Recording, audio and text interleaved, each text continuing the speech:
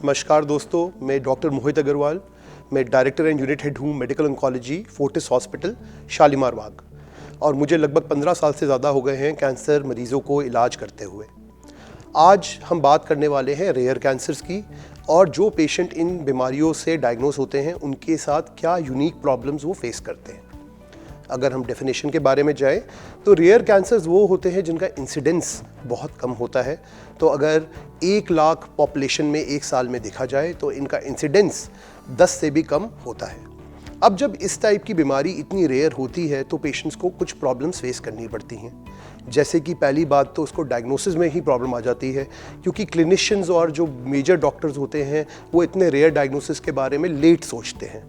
तो कई बार diagnosis late बनता है, इसके लिए इन्वेस्टिगेशंस भी ज़्यादा करनी पड़ती हैं और खर्च भी ज़्यादा आता है। दूसरा, हमारे पास ट्रीटमेंट मोडालिटीज़ में भी प्रॉब्लम आती हैं, क्योंकि हमारे पास बहुत ज़्यादा पेशेंट्स के लिए कोई डेटा नहीं होता।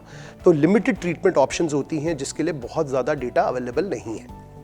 तीसरा, इसमें क्लिनिकल ट्रायल्स इन बीमारियों में नहीं हुए होते, क्योंकि इतने पेशेंट ही नहीं इकट्ठे हुए होते जिसके बेसिस पे कोई डिसाइड किया जाए कि क्या ट्रीटमेंट प्लान और प्रोटोकॉल्स पेशेंट के लिए डिसाइड किए जाएंगे। दूसरा, फंडिंग और थोड़ा जो क्लेम्स हैं उनमें भी दिक्कत आ सकती हैं, क्योंकि स्टैंडर्ड ट्रीटमेंट प्रोटोकॉल्स की गाइडलाइंस में कभी कभी मुश्किलें होती हैं, इसलिए ट्रीटमेंट अवेलेबिलिटीज़ में भी प्रॉब्लम होती हैं।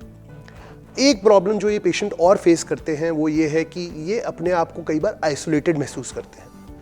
इनके पास सपोर्ट ग्रुप्स नहीं होते, क्योंकि ये बीमारी रेयर हैं तो नंबर ऑफ पेशेंट्स ही कम है। तो एक स्पेसिफिक सपोर्ट ग्रुप जो बीमारियों का, जैसे हम ब्रेस्ट कैंसर, लंग कैंसर के बनाते हैं, उस टाइप के सपोर्ट ग्रुप्स इन पेशेंट्स के पास अवेलेबल नहीं होते, तो वो अपने आप को आइसोलेटेड फील करते हैं। इसलिए बहुत ज़रूरी है कि हम ये जितने भी उनके रिलेटिव्स हैं उनको इस बारे में काउंसिल करें और काउंसलिंग करके उनको इस बारे में हेल्प करें। दूसरा, हमें पेशेंट्स को कई बार बहुत कन्फ्यूजन होता है कि आने वाले समय पे इनका आउटकम क्या रहेगा, या जो भी ट्रीटमेंट चल रहा है उसके बेसिस पे लेट साइड इफ़ेक्ट्स क्या रहते हैं, क्योंकि अगेन डेटा कम है। पर मैं आपको बताना चाहूँगा कि अगर कोई आप ऐसा सिम्टम फेस कर रहे हो जिसके बेसिस पे आपका ट्रीटमेंट पूरा पॉसिबल नहीं हो पा रहा, तो आप किसी स्पेशलिस्ट से मिलिए, शायद कोई रेयर डायग्नोसिस हो। और आपको घबराने की ज़रूरत नहीं है, क्योंकि जो भी सफिशिएंट डेटा है उसके बेसिस पे आपका इलाज पॉसिबल है, और बहुत सारे केसेस में तो ये क्योरेबल भी है। Thank you.